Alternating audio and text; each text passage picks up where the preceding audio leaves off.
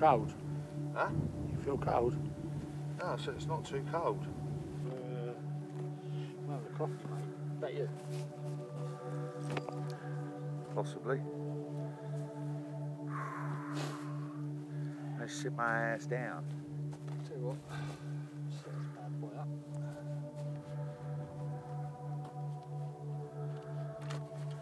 Welcome to Dreaming Jaguars. Jaguars. Don't forget to look in the lens. You've got to look in the lens, not at the screen, in the lens. I don't want to. So, This is chat. this is chatbot. Chatbot. It's chatbot style. Can we just give a little brief understanding of where we are? I don't know if you can see how fucking cold it is up here this morning. Bit up. Hang on a minute, got to put the hat on. At 20 past 8. Shall I be chewing gum? We've just got the sunrise on the drone. You'll see that. Oh, sunrise. If you haven't already, it's unreal.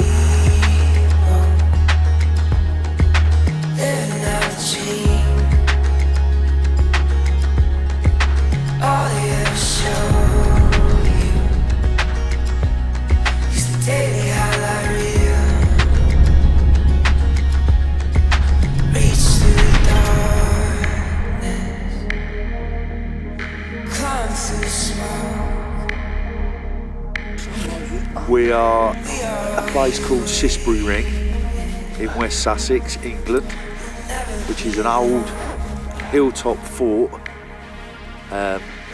We've been up here before, haven't we? Shot up here a few times. It's an awesome place to catch the sunrise, but in this winter mist. We're in full lockdown as well now. Yeah, we We're are. in full lockdown. Hence the distancing. Hence the distancing. There's a perspex screen here that you can't see. So we thought we'd have a little chat. We're going to do these little chat videos, and I'm going to pour a coffee. this is the day one chat video.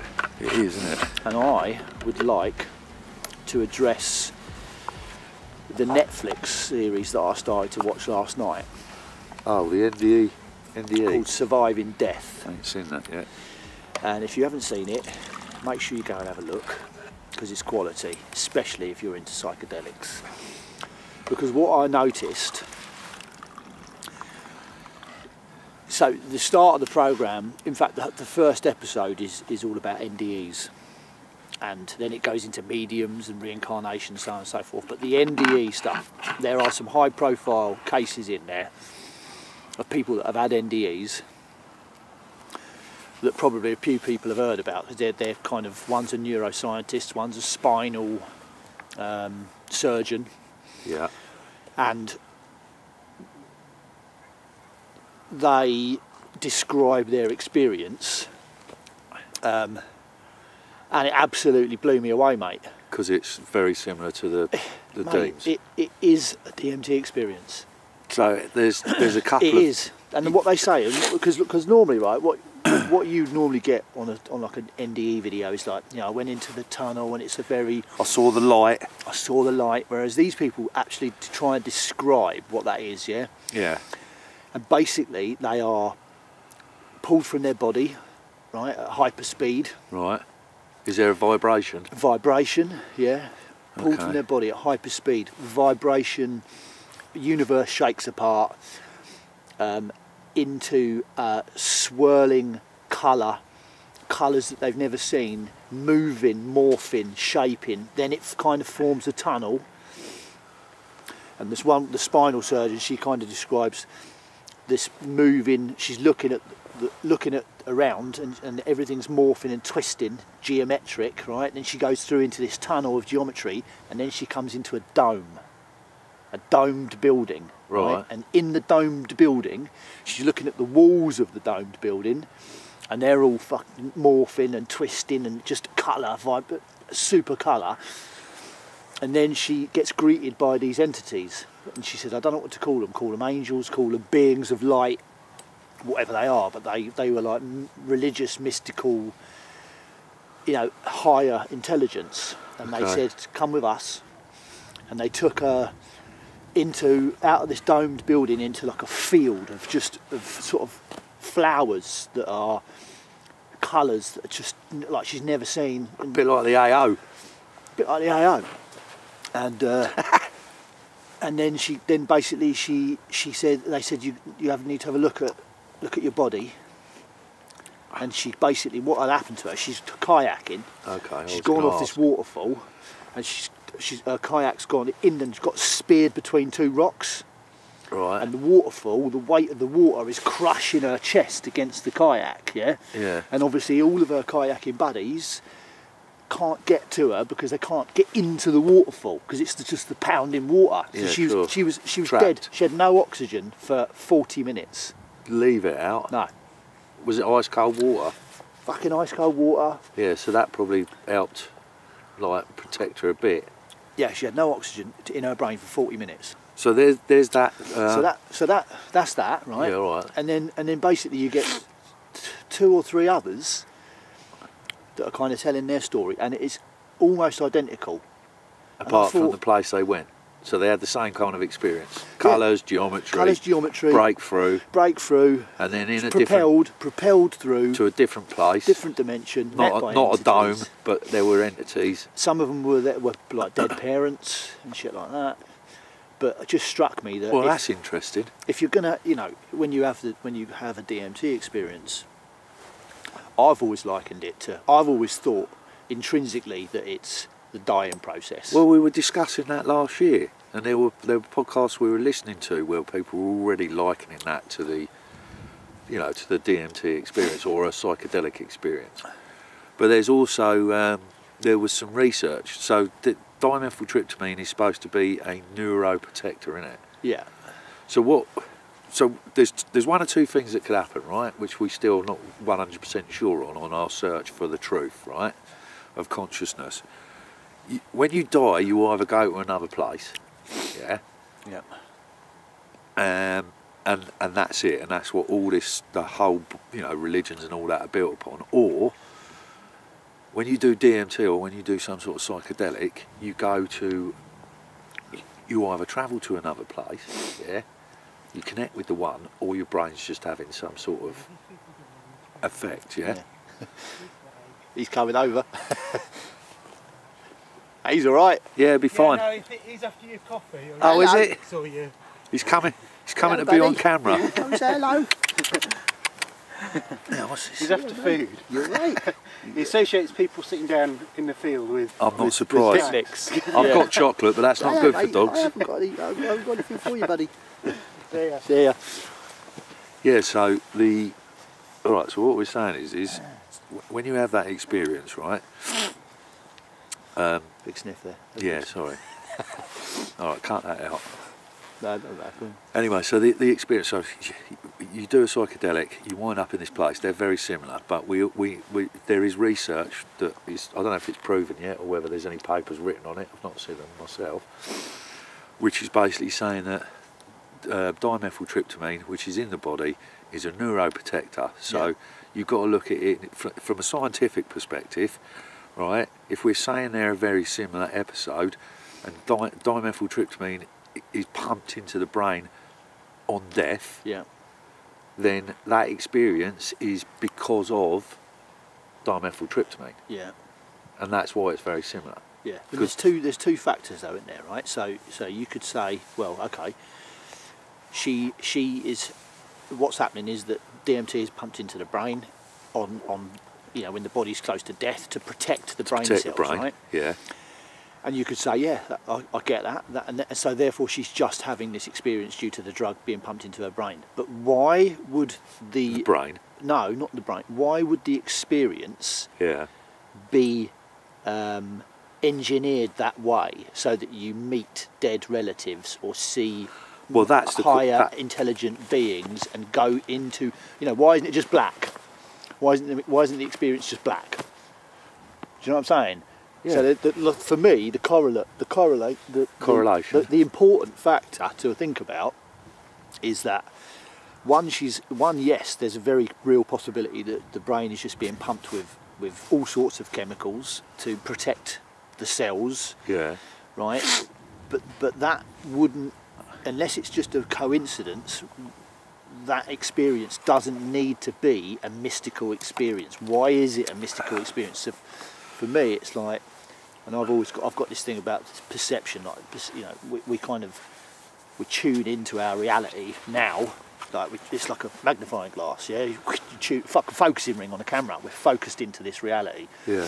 And then you move the focus and you move the lens and you change the lens and you change Different frequency. And that for me is where it becomes very interesting, because it could just be chemicals in the brain, but at the same time these experiences are all so similar, and surely then that warrants investigation. Oh no, I'm not denying that, and I'm not even arguing any of that point. And also, what you've got to remember is we're looking at DMT in the brain at that point on an NDE, and they're going, well, it's a neuroprotector because it's oxygenating, whatever that word is. Oxygenating. Thank you.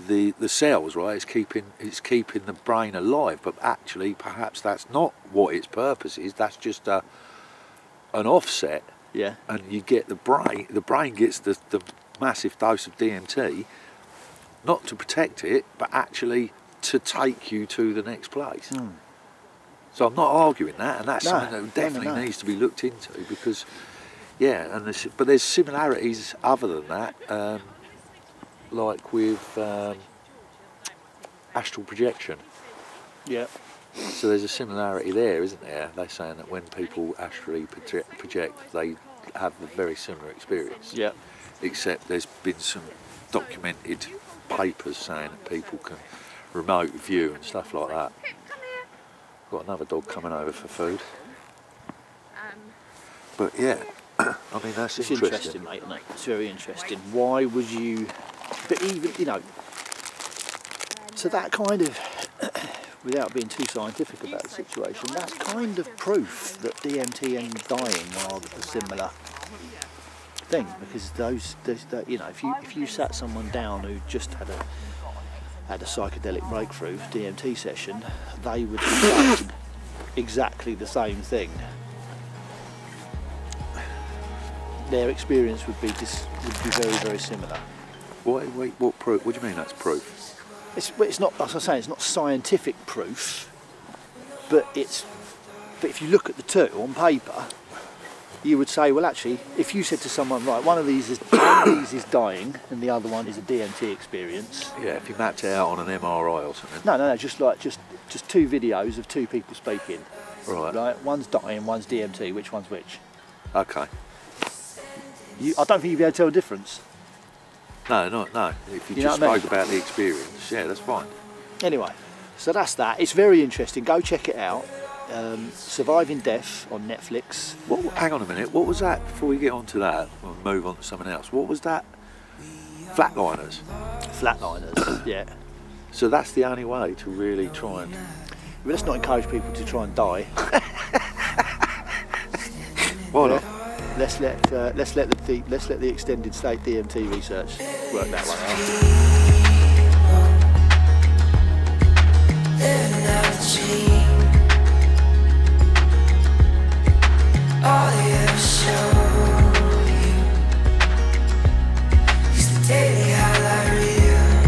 Okay.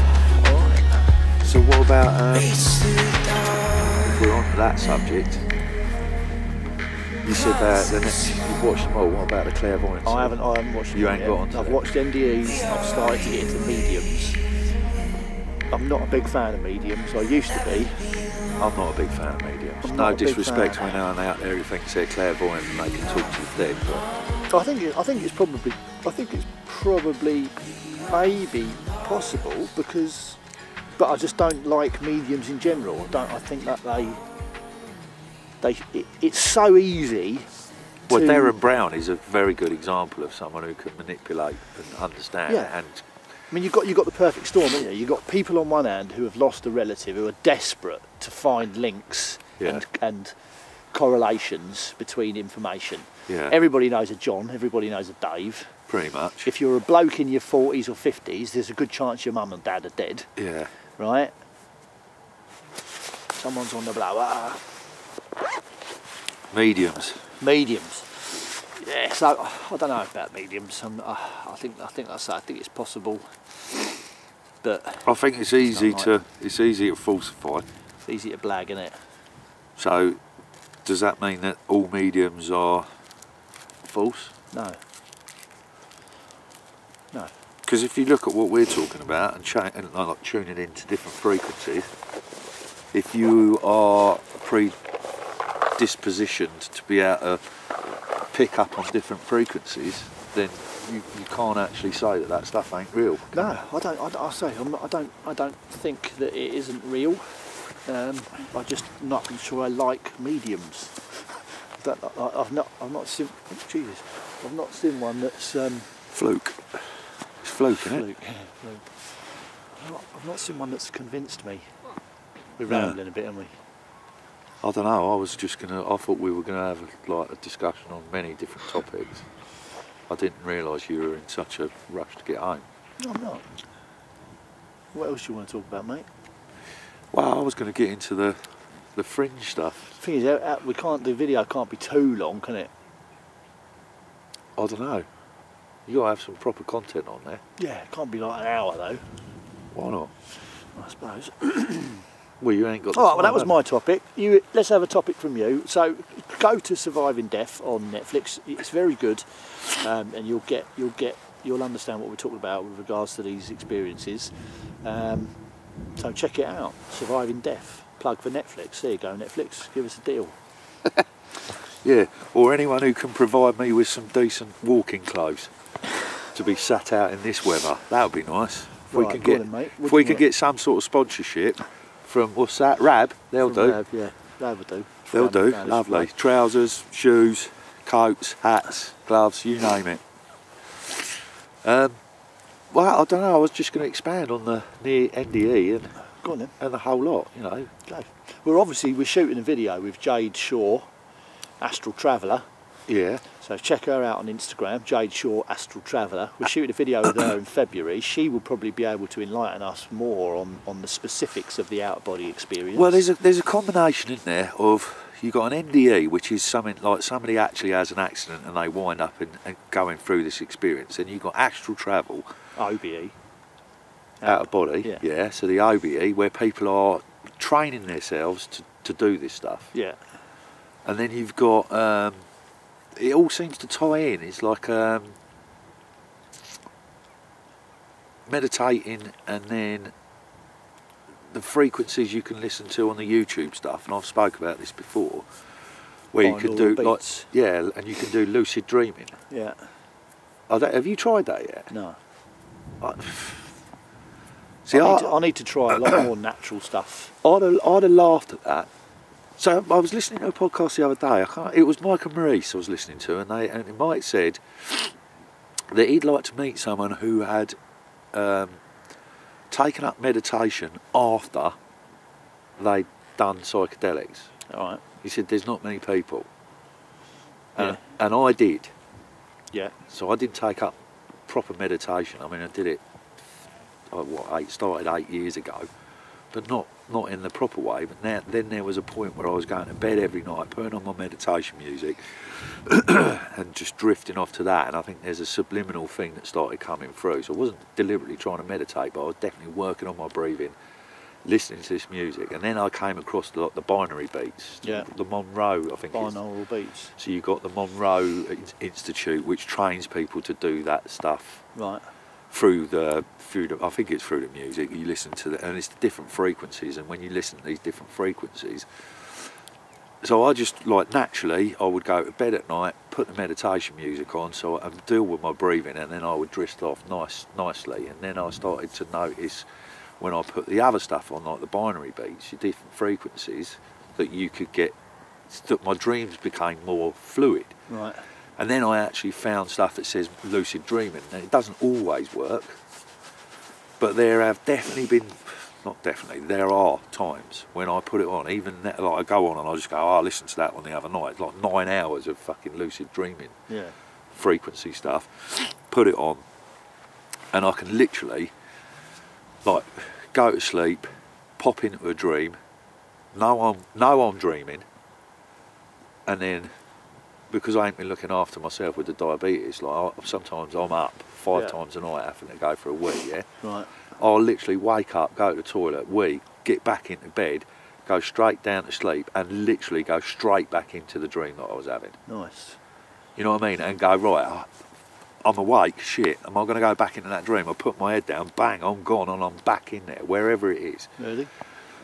Now, so you have to then be able to master how you interact with the dream. So at the moment, I'm at this point where I know that I'm in a dream, and I know that I can do certain things in that dream. Yeah? When we did the interview with Anthony Peakes, there was been one specific time where and it was one of the first ones where I went into the dream, I realised I was in a dream, a very strange dream, but there was, I was on a rooftop and there was a guy there, it was a bit of a scary dark one, and there was a vampire. Right. And then I realised I'm in a dream, and there was the vampire, and then at that point he kind of realised, oh shit, he's not going to be frightened of me because he's in a dream, and he knows he's in a dream. So he then, it's very strange, he then ran and jumped across a rooftop onto a brick wall and climbed up it like Spider-Man. Right. Because I was in the dream, Lucid Dreaming, I thought, well, I can fucking do that. Yeah. Ran across, jumped onto the wall, climbed up, and then I wound up chasing him across the rooftops. Nice. Like fucking Matrix. Really? It was mental. And as I'm doing it, I'm going, I'm fucking, this is a dream, this is hilarious.